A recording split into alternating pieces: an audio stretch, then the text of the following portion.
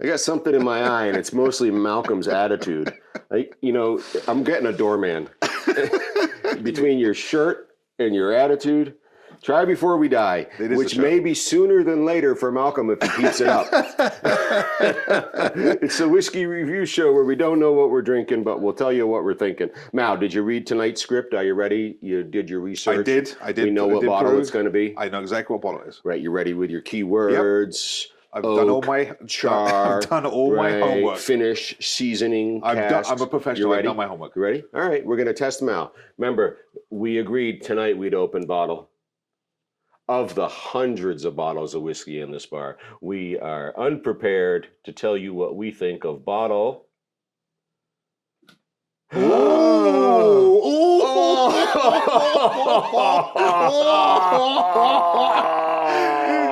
So just to let everybody know, there's now there are numbers on the shelves. Some of us are privy to what is available, and oof. So bottle 70 would have been a nice one. Bottle 71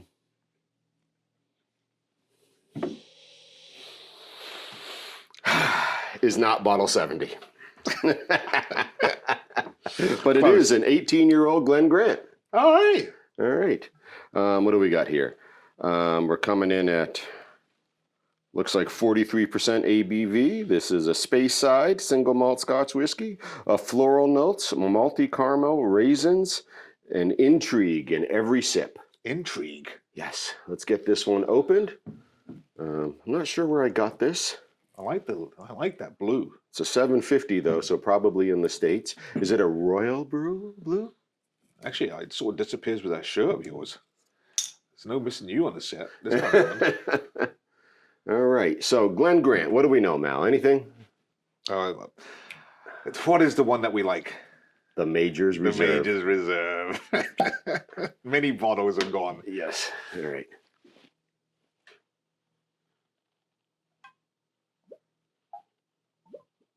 Oh, it's like your music. Tinny? Tinny. It's British. Oh, that held a gurgle for a while. Oh, look at that. Those are some good pours, huh? All right, so the 18-year-old, you got that? Yeah. The 18-year-old Glen Grant coming in at 43%. James Grant, the Major. All right, so these are very tall, slender stills. The finest vapors. So what do we know about stills, Malcolm? Because here they are. They're excited about their tall, slender stills. Reminds me a little of the Glenmorangie and their giraffe stills. They're very tall. Kettle? Isn't there somebody with a kettle, like a more bulbous one? Right. There's the pot still, the onion still. Yeah. The coffee still. But the slender, tall still. What's the hallmark of that spirit? What comes from that tall still? What are predictable flavors? So I keep trying to learn things, right? Yeah, that's right. Okay.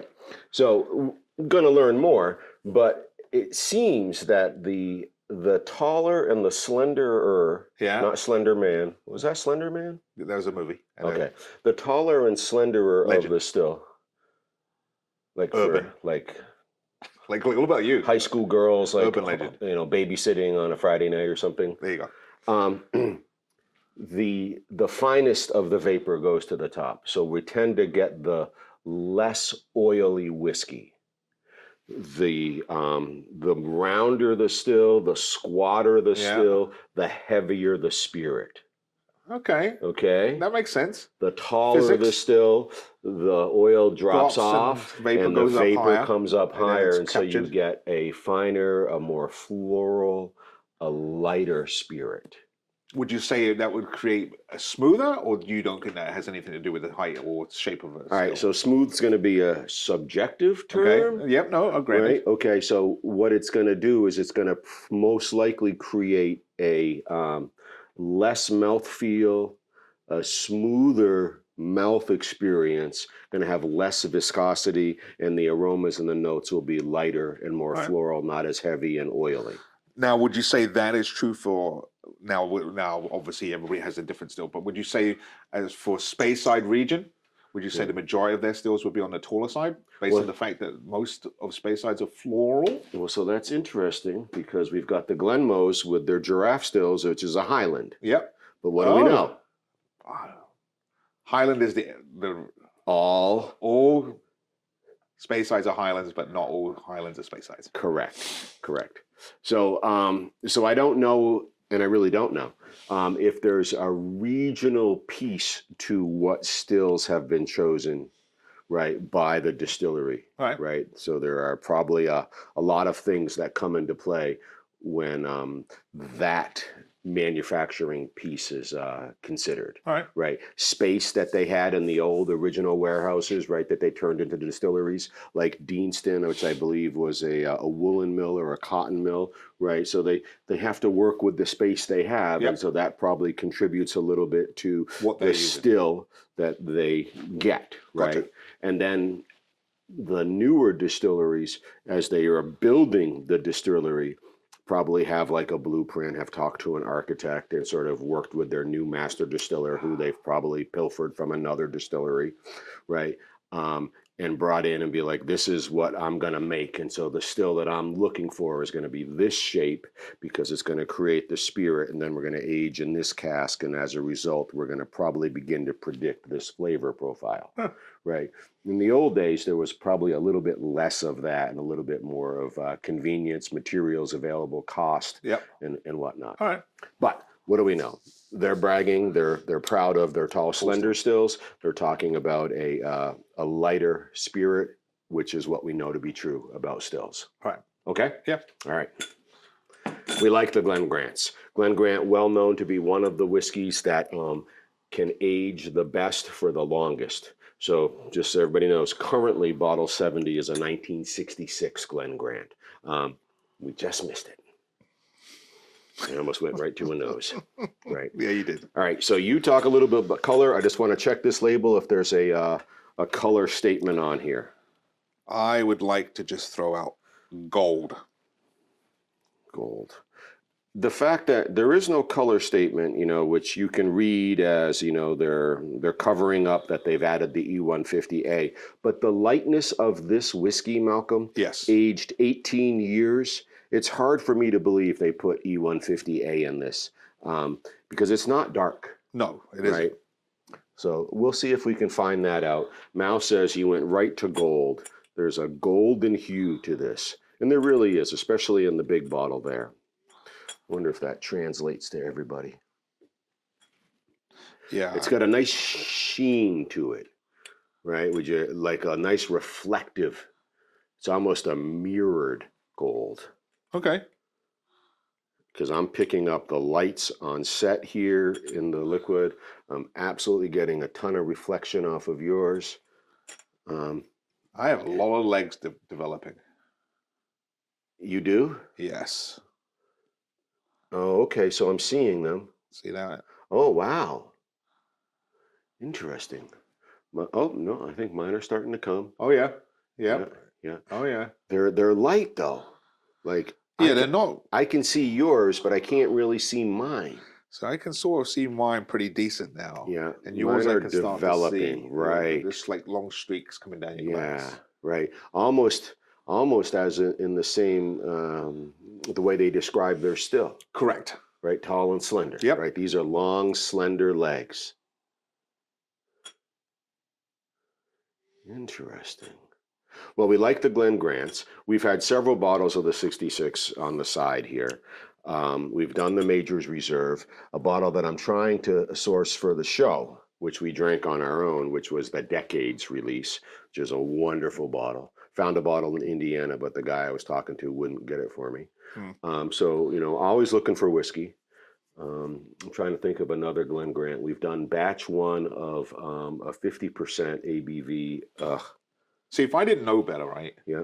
I would say this is completely staged because the fact that you can pull all these names and numbers out, I'm like completely like, yeah. You don't remember? No. he was there. I know, and you keep reminding me I'm there, but I'm like, how do you remember all this? It's a Venus trap, right? It is, right. man. Yeah, It is. Yeah. All right, let's have a nosing. Oh, that's punching way harder than a 43. Yeah, that cleared my nose. Do you agree? I just want to double check. You know what it that reminded me didn't say of? 63. Remember back in the day when we were kids and we were in school? You know what that initial punch in the face was? Remember the mimeograph? Yeah. You remember how it used to be so potent as soon as you sniffed it? That's exactly what that felt like. I was like, oh wow. Did you spend a lot of time in the supply closet Oh, at school? I was like the first person to run down there. If we having a test, fresh run? Pop quiz, and it felt so warm. So just take that piece of information and marry it to, how do you remember all these things, Colin? I think we got an answer. But yeah, it was very punchy for a 43. Very punchy for a 43. But it could very well be because the spirit's so light, the alcohol shines through. It's not being carried by anything. It's not being weighed down. It's coming right out of the glass.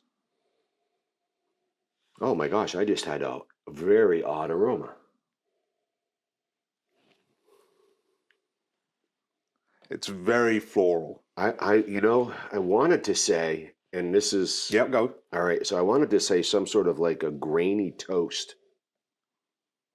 A grainy toast. Yeah, like a whole grain piece of bread, but that's been toasted.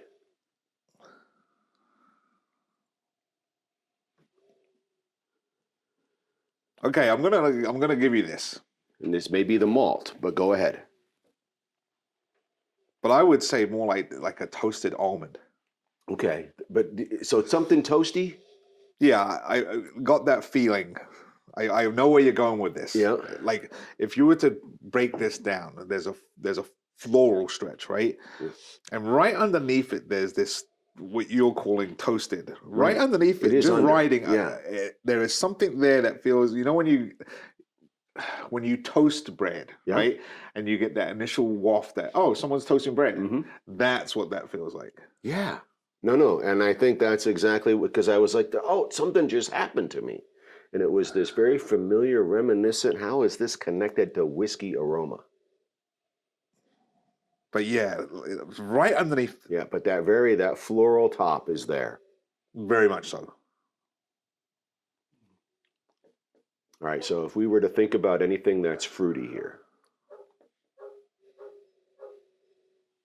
If you were to think about anything that's fruity, are you thinking like a light supermarket fruit? Are you thinking a boxed fruit? Are you thinking a canned fruit? What are you thinking?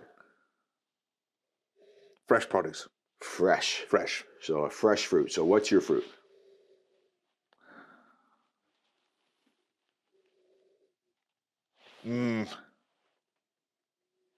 It feels a little substancy for me. A little less. Okay, so I'm gonna take out green fruits. It's not like an apple or pear. Yeah, I'm into some sort of a spread on top of my toast. You know what I'm gonna throw out there? Raisins.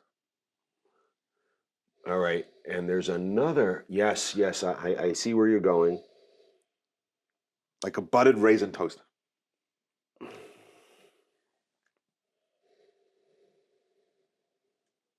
Could be a plum, could be a raisin. Something, though, that is waxy and spreadable on a toasted something. Mal thought maybe an almond. I think a piece of whole grain bread.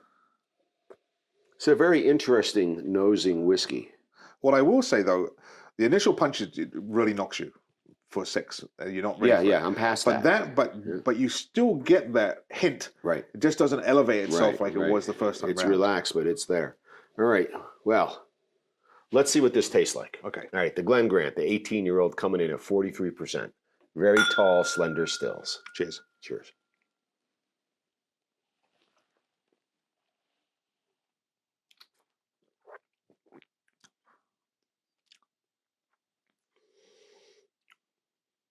Toast. Toasted malt. with some sort of a dark spreaded fruit. And I'm still residing with something malty and toasty in my chest. What do you got? There's something at the end. It's hanging. Like it's almost like you know when you, this is going to sound awful. You know when you burp? No. But you get that lingering pocket. Yeah. Of taste, whatever you want to call it. When you take this drink back, you get all the thoughts of the space side. It's floral, it's fruity. But then at the back, you get this like ball. And then, the only way I'm going to describe it is a ball. There's this ball of flavor that rolls around and then disappears. What I want to say, Mal, is that this is a little deeper than a classic Speyside. This isn't just light and floral and fragrant. There's something a little more happening here. It's a little bit more aggressive. I like this. I like this aggressive, right? This ball at the end. And for me, this toast and this darker spreaded fruit, right? As if this would be a whiskey that you would have with tea. Okay. Right? Versus, some jam on bread, right? You're like, oh, I'll have a GG18 and some tea. I drink my tea black. Yes. Right. So I feel like this would be a nice pair to that black tea. Because it's not overly sweet. Right. But it is sweet. But what I like about this is it's a complete package. I've got the smoothness that you'd recognize from a Speyside, but I've got some intenseness that maybe you get from a Highland, maybe you get from somewhere that you were not expecting this to go. Because there is a lot going on here. And I'm not trained enough to be able to pull all the bits and pieces out. But there is a lot going on here. I'm going to bring us back to the label. Okay, go ahead. Floral, malty caramel, and raisins unfold. And here's the word that we're struggling with to identify here. And intrigue with every sip. And there is something intriguing about this whiskey, and we're struggling to identify it. There's a mystery in this bottle. There's this Speyside element, but it begins to transition, and Mao would say, a little with aggression in this other direction, and je ne sais quoi. I need another clue, another hint to solve this mystery, and that's intrigue. Yeah, that's... You want to solve it. We'll have to have more. Oh, and again, it's very smooth. For that initial nosing that we took, I was expecting a little bit more kickback, a little bit more oomph. But I have I feel nothing in here. It's not a lingering, lasting finish. And it's almost like, give it a couple of seconds and your mouth is refreshed. It's ready for next. Ready for the next round. I'm still getting this toast. And I'd love to know what that flavor is. There's something there that just creates a ball of flavor. And I can't think of what it is. I throw some guesses out. I thought chocolate for a second. I thought maybe caramel. But there's something there. Yeah, there's more going on to this whiskey than a Speyside. And I just love that they put intrigue as part of their tasting notes. Because they're telling the truth. Maybe cinnamon? Which goes well with toast. I don't know that I'm agreeing with you. No. But it's interesting that the flavors we're coming up with match well with grain, which of course would make sense for malt. I'm just going to start to hang my hat on that cinnamon run. Okay, all right. So Mal's a cinnamon man. Didn't somebody write a song about that? Was that Cinnamon Gal? Something. I get confused sometimes. All right. So I like this. The Glen Grant 18. Mal jumps the gun and says he likes this. And I like it too. Coming in at 43%. And the thing that I'm most fond of in this bottle right now is the label where it says, and intrigue with every sip. All right, well, let's see what the crew has for us tonight on Try Before We Die. Oh, you see, so here's where the crew is going to get disappointed. Here's to the top, and here's to the middle, and here's to hoping we all get a little. Yeah. Cheers. Cheers. I'm still hanging my hat, and you've done a little on this cinnamon, on this idea that there's something toasty in here, as that's the piece that separates it from the classic Speyside, right? Got light, floral, fruity, sure, but then it's toasty, it's warm. There's this other piece, and that's the intrigue, and that's what brings it apart from just the Speyside. What I like about this is it asked me to go back in again. Yes, thank you, sir. May I have another?